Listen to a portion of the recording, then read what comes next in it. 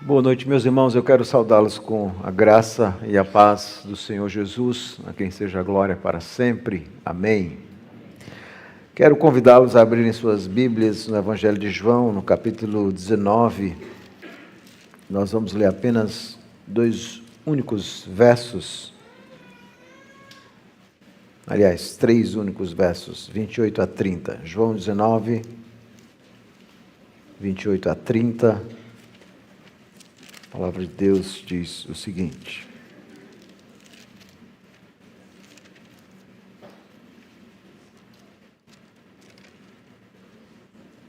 João 19, 28 a 30, que fala sobre a morte do nosso Salvador, diz o seguinte: Depois, vendo Jesus que tudo já estava consumado, para se cumprir a Escritura, disse: tenho sede. Estava ali um vaso cheio de vinagre, embeberam de vinagre uma esponja, e fixando-a num caniço de isopo, lhe achegaram à boca. Quando, pois, Jesus tomou o vinagre, disse: está consumado. Inclinando a cabeça, rendeu o Espírito. Amém, a palavra do Senhor. Vamos orar. Deus, nós bendizemos o Teu nome por tudo aquilo que o Teu bondoso Espírito já falou no nosso coração. E agora, quando nos preparamos para participar da ceia do Senhor, a nossa oração é que o Senhor nos conduza, nos prepare e nos faça compreender a grandiosidade do sacrifício de Cristo. Ali nós vemos o Teu amor por nós. Ajuda-nos a compreender a grandiosidade desse amor, conforme vamos ouvir na pregação e conforme será visualizado na ceia do Senhor. É em nome de Jesus que nós oramos. Amém. O que você faria se você soubesse o dia da sua morte? O momento exato. Bom, talvez a melhor estratégia era tentar evitar, não é? Tentar, de alguma forma, fugir dessa ocasião, enveredar todos os meios possíveis para não passar em um lugar, para tentar escapar daquele dia fatídico que você tinha certeza que estava previsto que iria acontecer. A morte é, sem dúvida, um tema que nós, seres humanos, não gostamos muito de falar. Nós queremos evitar a morte a todo custo. E nós vamos construindo as nossas vidas, as nossas rotinas, como se ela de fato não existisse.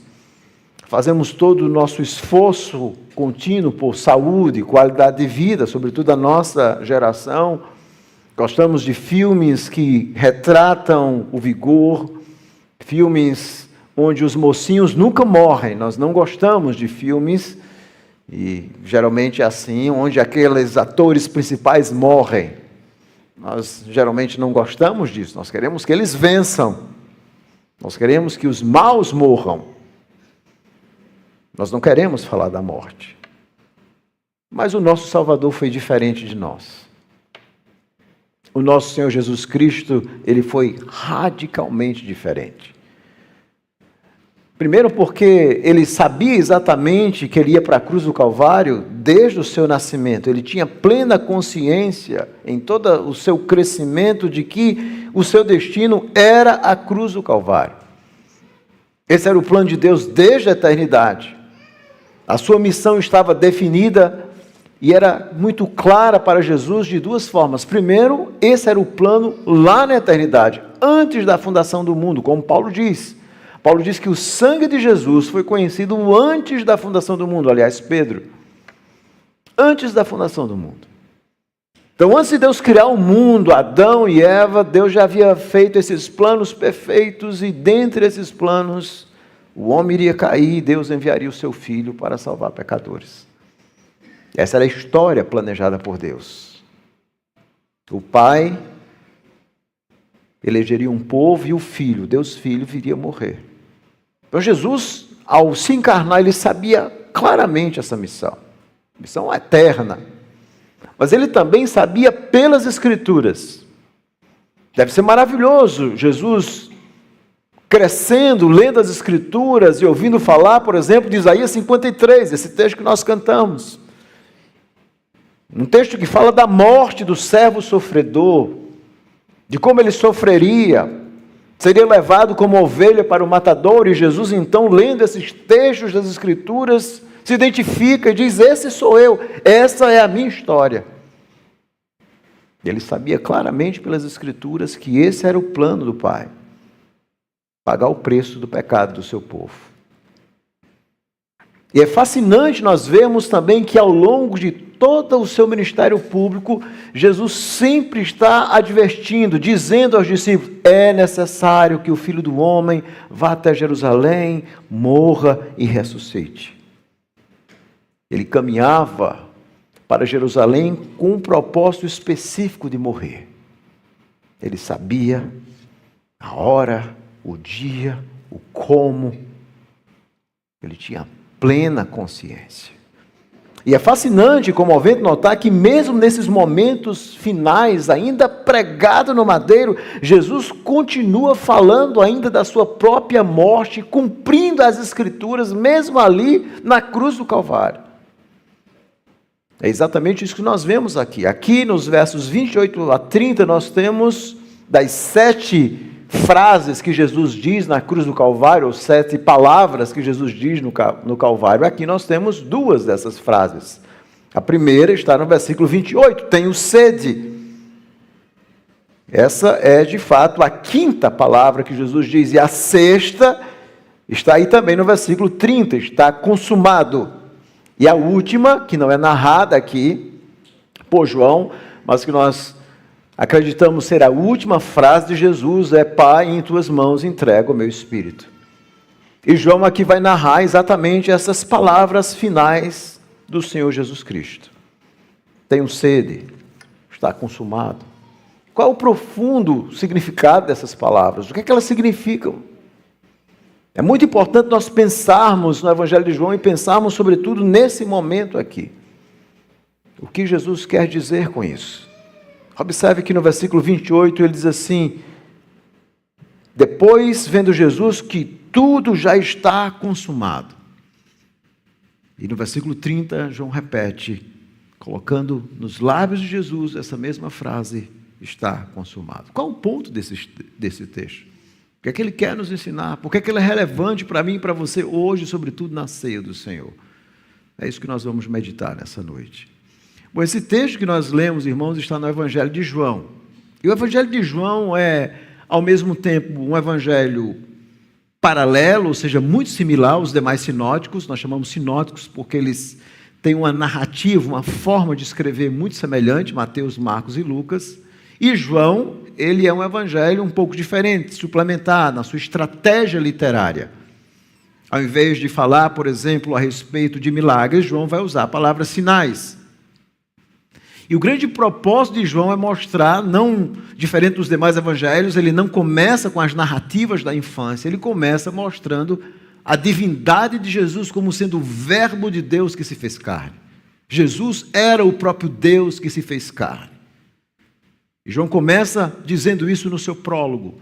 O seu objetivo é mostrar como Jesus então vai se revelar como Deus homem. E é por isso que ele não vai usar a palavra milagres, mas vai registrar 7 sinais que Jesus realiza. Porque esses sinais apontavam exatamente quem Jesus era, a sua natureza divina, humana.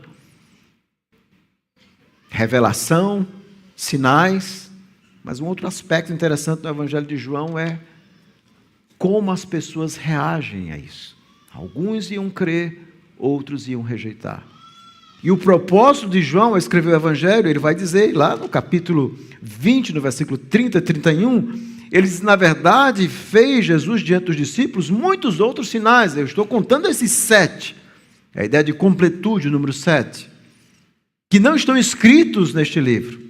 Estes, porém, foram registrados para que creiais que Jesus é o Cristo, o Filho de Deus, e para que, crendo, tenhais vida em seu nome. Então, João escreve o seu evangelho com um objetivo muito claro: não contar uma história de Jesus Cristo como sendo uma simples história narrativa literária, mas que as pessoas crescem em Jesus Cristo, tivessem vida. não o rejeitassem. Esse é o grande propósito. Mas como os demais evangelhos, João também vai narrar a morte do Senhor Jesus Cristo. Esse é o ponto que nós estamos aqui no evangelho. É quando ele vai narrar os momentos finais, a via dolorosa, a crucificação, e especificamente também a morte de Jesus. Mas João tem uma estratégia diferente em contar esses momentos finais. Vários estudiosos observam que João cria o que nós podemos chamar o drama do jardim. Sim, o drama do jardim. E o que é que significa isso? É que João ele encapsula a história da morte de Jesus em jardins.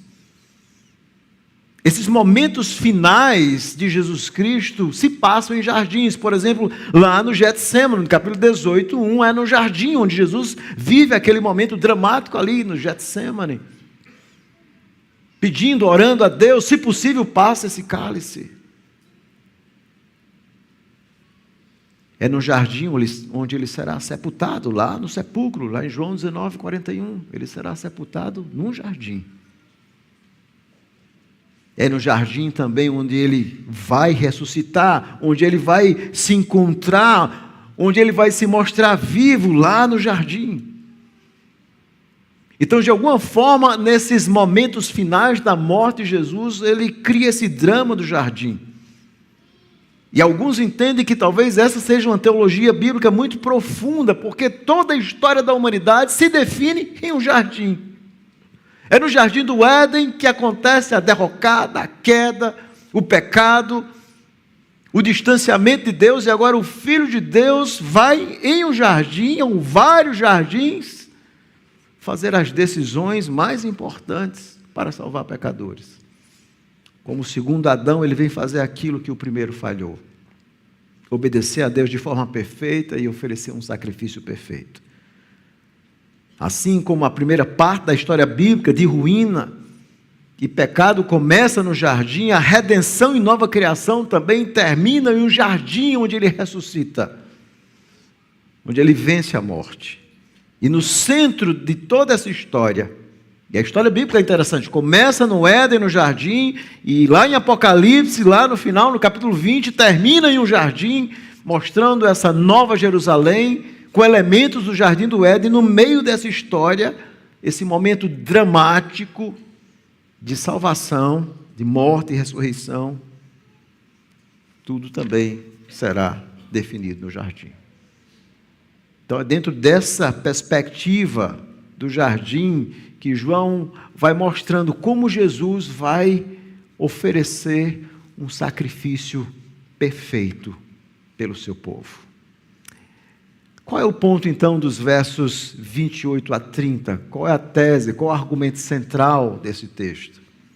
Aqui nós vemos, meus irmãos, duas palavras que são muito importantes. Uma das formas que os autores antigos escreviam, uma das formas onde eles limitavam o seu argumento, eram repetir essa palavra no início e no final da sessão. Essa técnica, que nós chamamos geralmente de inclusio, ou em português, inclusão, significa usar palavras para limitar o assunto, formar um bloco de pensamento. E aqui nós vamos ver exatamente essas duas palavras. A primeira, tetelestai, que é traduzido na sua Bíblia como consumado. Depois, vendo Jesus que tudo já estava consumado. Tetelestai. E agora, no versículo 30, quando Jesus tomou o vinagre, ele disse, está consumado. Tetelestai. Portanto, essas duas palavras mostram qual é a ideia central de João. É a perspectiva de Jesus da sua própria morte como sendo uma consumação. Uma consumação escatológica, gloriosa, onde ele está apagando o pecado do seu povo.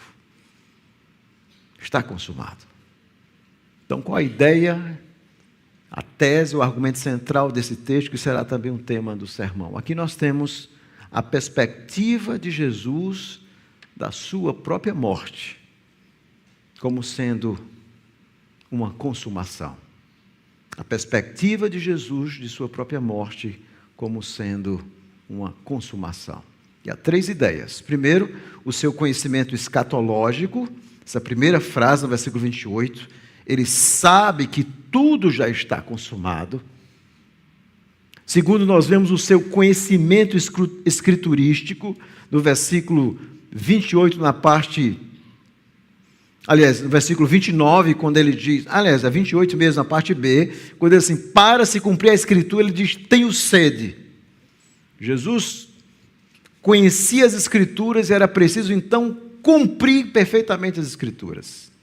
E por último, nos versos 29 e 30, o seu conhecimento soteriológico. Soteriologia tem a ver com a salvação. Ele sabe que era preciso salvar o seu povo, pagar o preço. E aqui nós vemos esses 3 conhecimentos profundos de Cristo. Primeiro, escatológico, ele sabe que é a hora. Escriturístico, a escritura precisa ser perfeitamente cumprida. Terceiro, a salvação. A sua morte trará salvação. Agora vamos analisar verso por verso. Veja como João nos narra esse episódio. Primeiro ele foca nesse conhecimento escatológico. Diz o seguinte, depois disso, ou depois vendo Jesus, que tudo já estava consumado. Interessante isso. Percebe que João mostra que Jesus não é uma vítima indefesa das circunstâncias.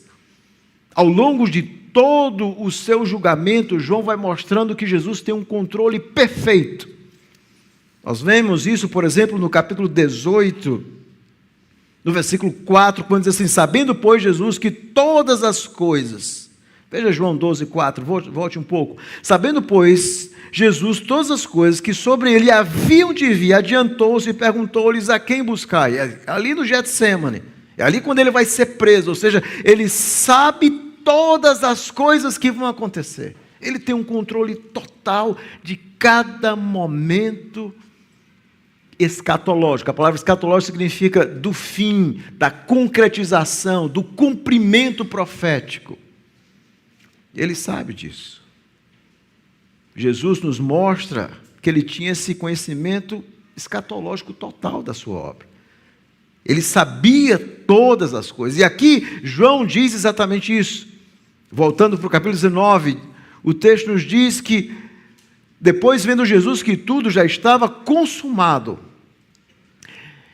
E essa palavra, esse verbo está em uma forma perfeita que indica algo que acontece no passado com profundos efeitos definitivos no presente. É a hora, é o momento, chegou. É a hora da morte. E esse verbo consumar, tetelestai, pode significar literalmente a ideia de completo, cumprido, como tem algumas versões. O que sugere que Jesus vem realizando todas as coisas de forma plena e correta. Ele vem realizando a obra que o Pai lhe deu. E agora chega a hora da morte. Então o que é a morte de Jesus? É a consumação de um plano lá na eternidade. Um plano que Deus revela nas Escrituras. Um plano que vai se desdobrando. Um plano que começa lá em Gênesis 3,15, quando Deus faz a promessa a Adão e Eva do descendente da mulher que ia esmagar a cabeça da serpente. Que ao longo de toda a história Deus vai guiando com a sua mão invisível e agora Jesus diz, chegou a hora, é agora. Toda a história culminou para esse momento. Aqui nós vemos de forma gloriosa esse conhecimento que Jesus tem da história de todas as coisas. E por que Jesus tem conhecimento de tudo? Bom, porque Ele criou toda a história. Tudo foi feito por meio dEle, sem Ele nada do que foi feito se fez. Mesmo em seu estado de humilhação, Ele tinha pleno conhecimento escatológico, e Ele vai dizer assim, a hora é essa. Chegou a hora. E que hora? A hora onde Deus agora ia sacrificar o seu próprio filho. Mas em segundo lugar, nós vemos também nesse texto o seu conhecimento escriturístico. Ainda no versículo 28, o texto diz assim: para se cumprir a Escritura, disse: tenho sede. Observe como Jesus tem a preocupação de que esse plano de Deus se consuma nos mínimos detalhes proféticos. O Messias sofredor, mesmo na cruz do Calvário, é preciso obedecer ao Pai, e obedecer e fazer com que as Escrituras se cumpram nos mínimos detalhes. E Jesus então vai dizer exatamente isso. E onde é que estava isso na Escritura, para se cumprir a Escritura? Bom, isso obviamente é uma referência ao Salmo 69, versículo 21. Se você voltar rapidamente na sua Bíblia para o Salmo 69, é isso que Jesus está dizendo, o que João está dizendo, aliás, para se cumprir a Escritura, aquilo que o Salmo 69, versículo 21, e o Salmo 69, versículo 21, é exatamente isso. É o lamento de Davi, que obviamente, de forma profundamente tipológica, apontava para Cristo. O texto nos diz, a partir do versículo 19, tu conheces a minha afronta, a minha vergonha, o meu vexame. Todos os meus adversários estão à tua vista. O opróbrio partiu-me o coração e desfaleci. Esperei por piedade, mas debalde, por consoladores e não os achei. Por alimento me deram fel, e na minha sede me deram a beber vinagre. Jesus, então, ele vê a história do Salmo 69, que falava a respeito desse servo sofredor, que obviamente era um salmo de Davi, onde Davi expressa o seu sofrimento, mas Deus faz, isso é tipologia, meus irmãos, Deus faz com que a história de Davi tenha profundas relações com a história de Cristo, no sentido que Davi, a história dele é a sombra, o sofrimento dele é a sombra de um sofrimento muito maior, muito mais intenso, muito mais profundo, que o seu descendente, o Messias, enfrentaria. E de forma tipológica, Jesus então está cumprindo, esse salmo está adquirindo a profundidade, o sofrimento está adquirindo uma profundidade que Davi jamais sonhou. E aqui o Senhor Jesus está cumprindo. E por que essa frase é tão importante? Tenho sede. O que é que João faz questão de dizer e falar da sede de Cristo? Observe que o Salmo pressupõe implicitamente a sede. Mas João faz questão de dizer, obviamente, porque Jesus disse, ele está narrando um fato, ele não está criando. Mas existe algo interessante aqui. Aqui ele revela o imenso sofrimento físico de Jesus. É claro, Jesus estava sofrendo, ele estava sentindo sede real. Mas essa frase apontava para um sofrimento maior. Vocês lembram quando Pedro tentou impedir Jesus da prisão? O que é que ele diz? Lá em João capítulo 18, versículo 11. A frase de Jesus é maravilhosa, enigmática, profunda. Ele diz o seguinte, João 18, 11, não beberei eu o cálice que o Pai me deu. E esse cálice aqui, como aparecia no Antigo Testamento, significava a ira de Deus, a justiça de Deus. Alguém precisa pagar o pecado do seu povo. Alguém precisa satisfazer um Deus santo e justo. Ninguém consegue oferecer uma justiça perfeita a Deus. Mas para que essa justiça seja satisfeita, o pai precisa tratar o seu filho, despejar a sua ira. Ele precisa fazer, como Paulo diz, fazer o pecado em nosso lugar. Ele precisa experimentar o inferno lá na cruz do Calvário. O abandono do pai. E Jesus diz assim, você não sabe que eu vou beber isso. Você não sabe que eu vim para isso.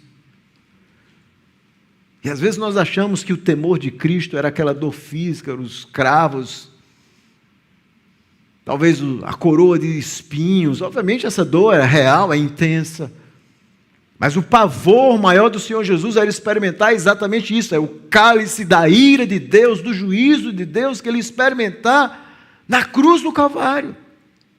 A ira de Deus é a santa indignação de Deus contra o pecado. E você vai vendo várias vezes no Antigo e no Novo Testamento, Deus muitas vezes despejando essa ira, trazendo juízo sobre pessoas como Nadab e Abiú, sobre Ananias e Safira no Novo Testamento. Ali é a justiça de Deus sendo manifesta.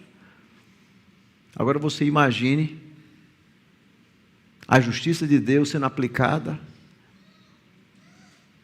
por todos os nossos pecados, pelo meu, pelo seu, pelos do povo de Deus inteiro.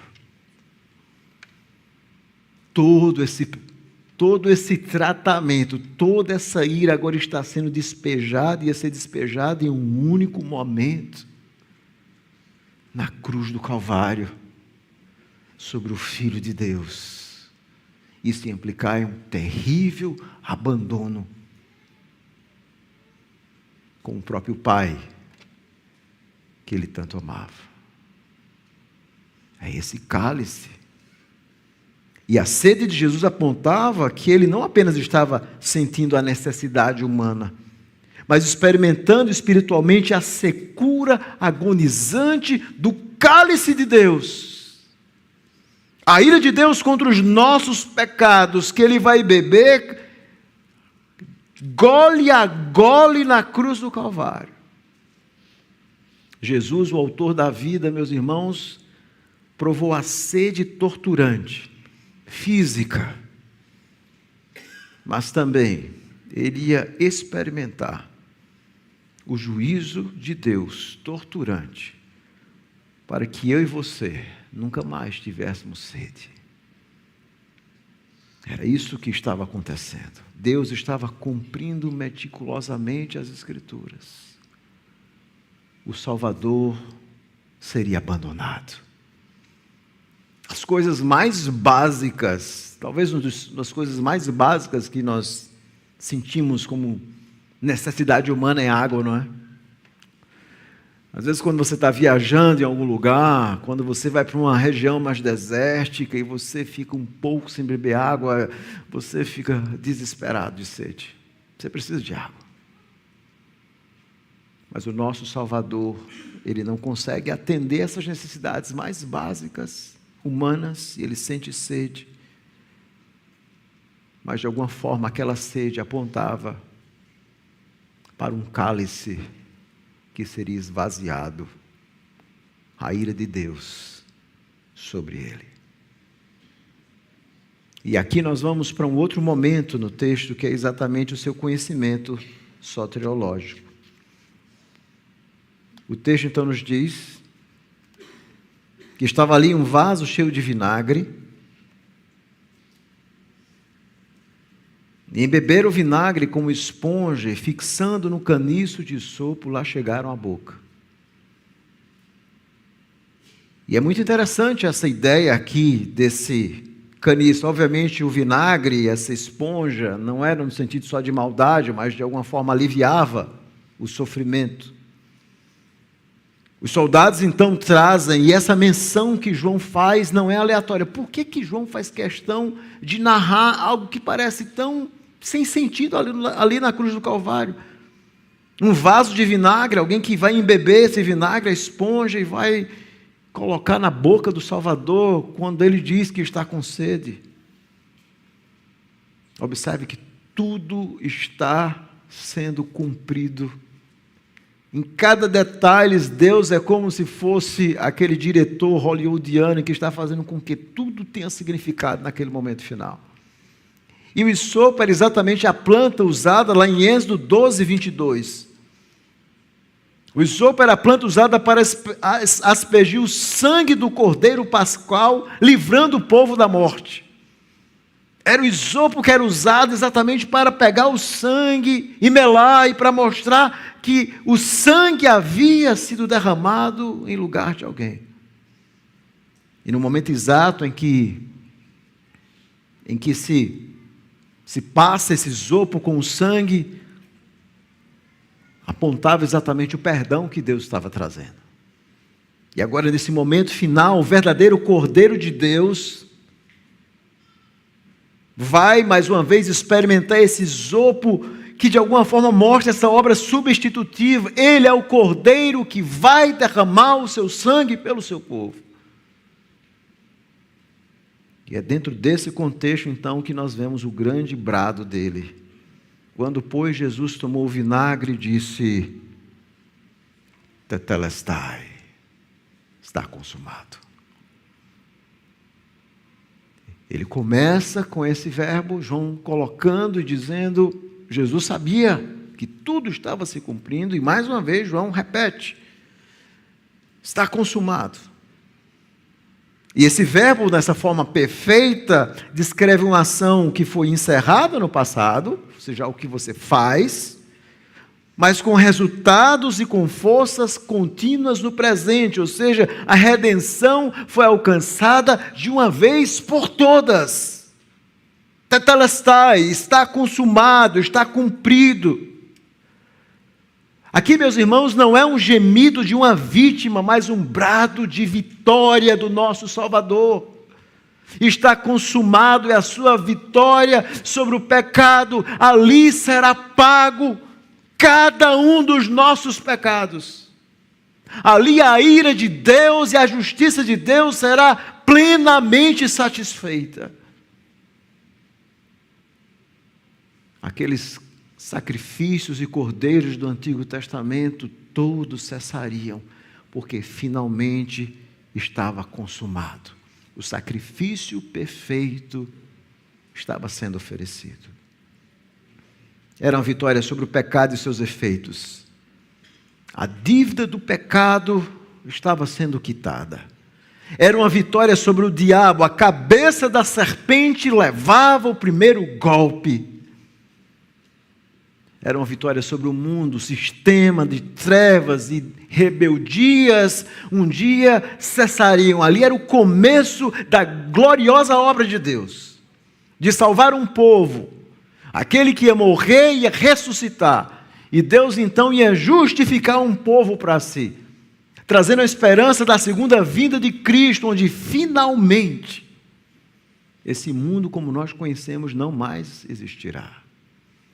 Tetelestai é a certeza de vitória sobre os nossos pecados. É a certeza de vitória sobre o mundo, é a certeza da redenção completa. Foi pago.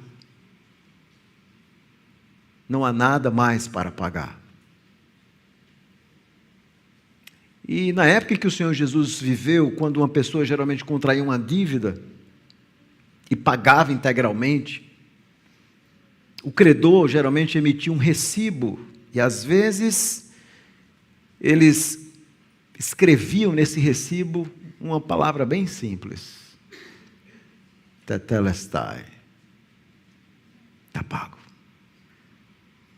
A dívida estava paga. Jesus estava conquistando um crédito, uma justiça por mim e por você, com valores infinitos e eternos. A nossa culpa estava sendo resolvida, a nossa culpa diante de Deus estava sendo resolvida para sempre. E é por isso que nós somos justificados graciosamente pela fé, aqueles que creem em Jesus Cristo. E quando você crê em Jesus Cristo, a sua culpa foi paga. Nós falamos tanto em culpa na nossa geração, não é? Eu me sinto culpado. Mas a palavra de Deus diz que toda a nossa culpa foi paga. A dívida foi cancelada, foi anulada. E geralmente no mundo antigo, se alguém tentasse cobrar a sua dívida novamente, você simplesmente mostrava aquele documento e está lá, está aqui, ó, tetelestai, foi consumado, eu não devo mais nada. E muitas vezes o nosso coração quer nos lembrar de pecados que nós confessamos, quer lembrar do nosso passado, das nossas falhas. Satanás é hábil também em querer nos lembrar as nossas falhas, e nós temos que olhar para essas palavras e lembrar dela: Tetelestai, foi pago. Eu tenho um crédito, um sangue que foi derramado.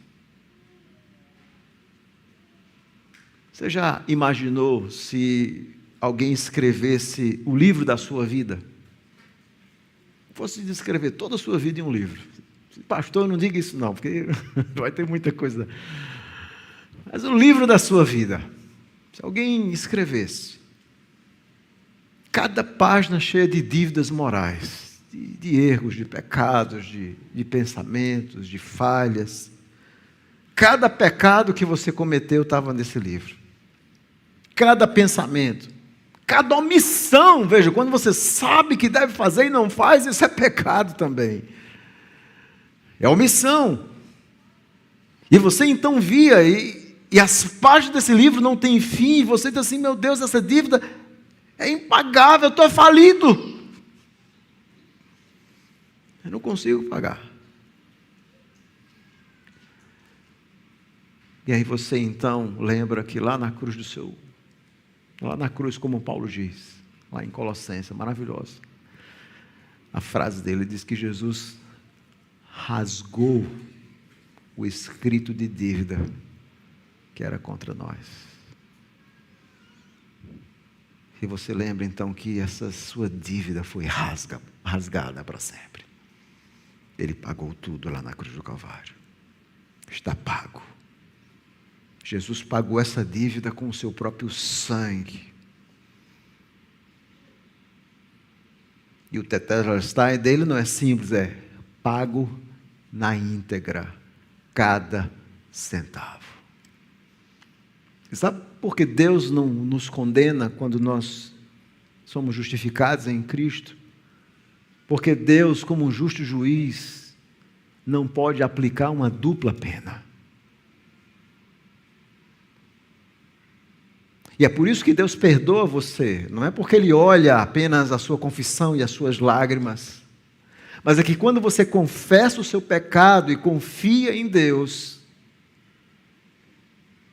Deus sabe que o seu filho já pagou por você esse pecado que você cometeu, já foi pago, a pena já foi paga. E Deus, como um justo juiz, aplica a justiça de Cristo quando você confessa e absolve você.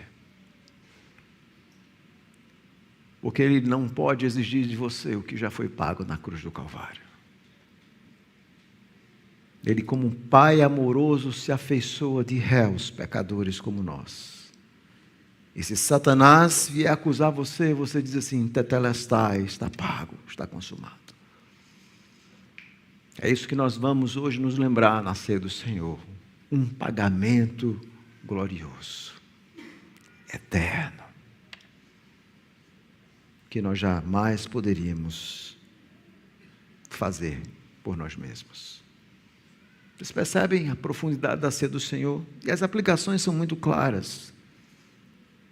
Para que esta palavra seja verdadeiramente experimental em nossas almas, nós precisamos entender o impacto dessa obra na nossa vida.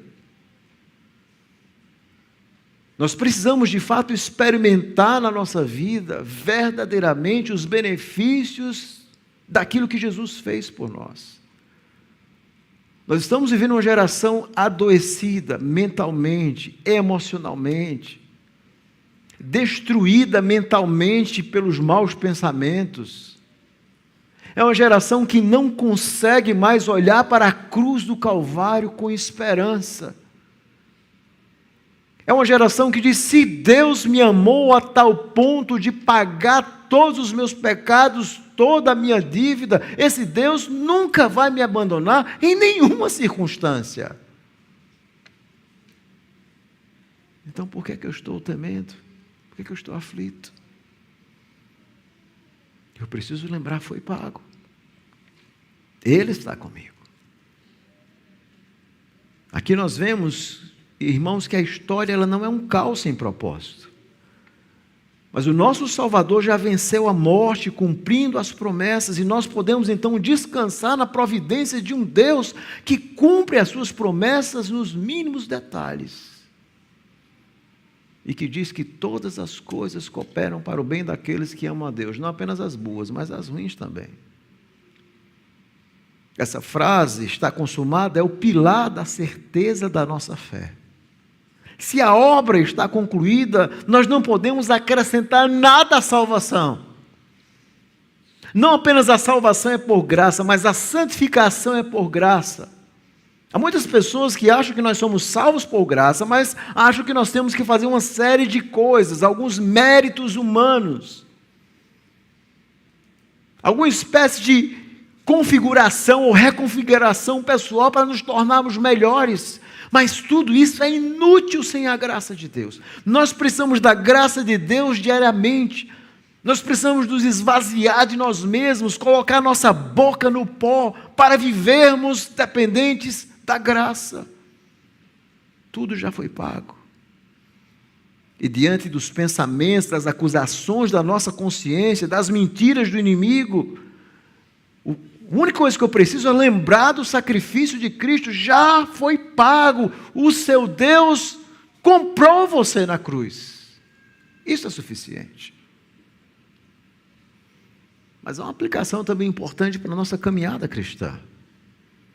O Evangelho, ele altera a nossa dinâmica de crescimento. Nós não lutamos contra o pecado para obter a vitória final. Às vezes nós compreendemos equivocado. Nós lutamos a partir de uma vitória que já foi conquistada de forma final por nós. Nós somos mais do que vencedores em Cristo. Então você, como um vencedor, que sabe que a culpa, e é muito importante entender aspectos teológicos, a justiça de Deus foi satisfeita, então o problema da culpa do pecado, ele foi resolvido. Nós não temos mais esse problema da culpa, já foi pago. Deus já nos declarou justos em Cristo. Mas nós ainda temos que lutar contra a poluição do pecado, contra a nossa natureza pecaminosa. E como é que nós fazemos isso? Tentando ser forte? Não, é olhando o que Jesus fez por nós. E dependendo desses benefícios, da graça, do Espírito que Ele enviou, que habita em nosso coração, da nossa vida com Deus, dos meios de graça. Que meios de graça são esses? A palavra de Deus, a oração, a ceia do Senhor, são meios onde nós nos relacionamos de forma profunda com Deus. São os meios de graça. E esses meios, então, fazem com que a nossa santificação brote, mas baseado no que Jesus já fez por você, não no que você vai conquistar, sendo, entre aspas, forte. É baseado no que Ele fez por você. Mas é na ceia do Senhor, e à luz dessa verdade, que nós refletimos de forma profunda o sacrifício de Jesus por mim e por você. A ceia é um sermão visível, é um meio de graça, é um momento de profunda comunhão com Cristo. E quando eu parti o pão, como é próprio nas liturgias reformadas, os ministros partirem o pão, nós nos lembramos, tetelestai, o corpo do meu Salvador foi moído na cruz por mim. E quando eu então derramar o vinho e fizer esse gesto, você lembra, o sangue do meu Salvador foi derramado por mim, tetelestai. E pela fé nós sabemos que somos mais do que vitoriosos em Cristo, o nosso Salvador. E para concluir, eu gostaria de terminar com uma ilustração rápida. Geralmente os historiadores, quando vão falar sobre as histórias das guerras, eles dividem as histórias das guerras em 2 dias fundamentais. Geralmente eles chamam o dia D, que é aquela batalha decisiva e final, que garante a vitória.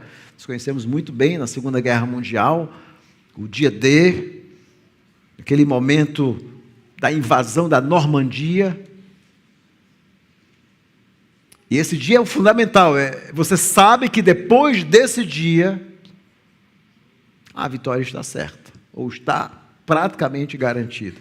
E tem o que eles chamam de o dia V, é o dia em que o inimigo finalmente se rende e a guerra acaba.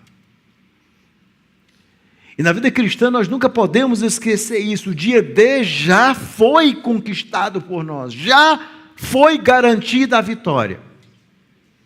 E nós vivemos agora nesse mundo, naquilo que nós chamamos do já e o ainda não, já experimentando as vitórias, os benefícios de Cristo.